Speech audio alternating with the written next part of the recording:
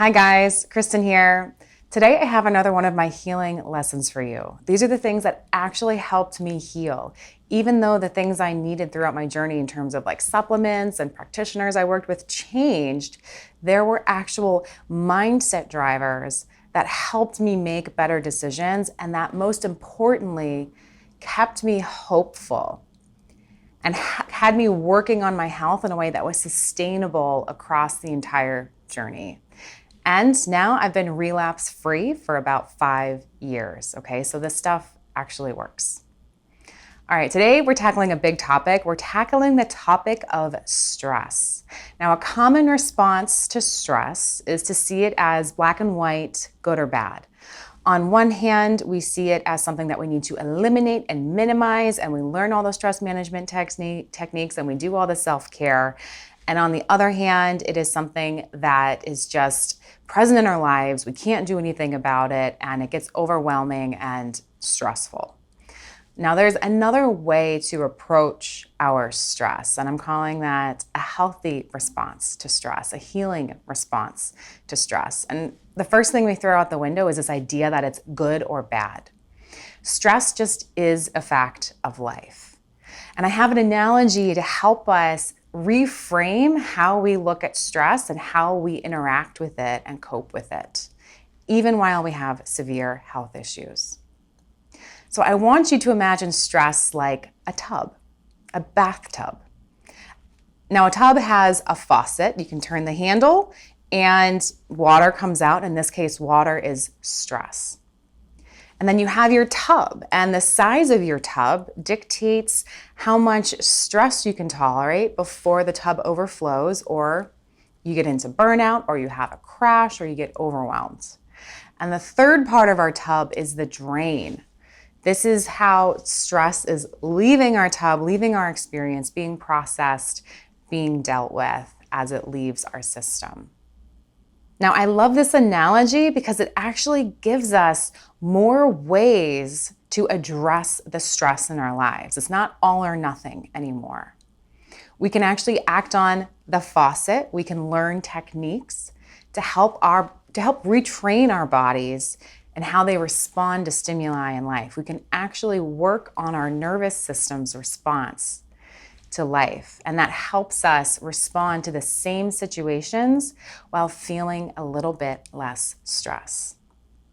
Now, whenever we have the tub, the size of our tub is going to change given our situation. Now, say you've gone out drinking the night before and you wake up hungover, that's going to shrink your tub a little bit. You're going to be less adaptable to stress. If you have gotten 9 hours of high quality sleep every night for a whole week, that's going to help the size of your tub grow a little bit, right? If you have a severe chronic health issue that you're dealing with, that can actually shrink our tub way, way down to a teeny tiny size and make it a lot harder to cope with life's stresses. Now, I say that, and I also need to say that this isn't about any sort of mental or emotional deficiency or weakness or laziness. Whenever we have severe health issues, it cranks that faucet on high, okay? I don't think I need to tell you that living with a severe health issue creates a lot of stress in life. And biologically, our tub is shrinking. Whenever we are severely ill, our body is spending a lot more resources reacting to the illness and coping with it, and we just have fewer resources left to deal with stress. This is just a fact of life. And the way to approach this is through choices that are more gentle on yourself. And the third part of this tub, the drain, we can actually find ways to help clear that drain out, make it bigger, help us process stress faster and in larger quantities. Now, I'm going to take a minute or two here to talk about high-level ways to address these three parts of our stress tub.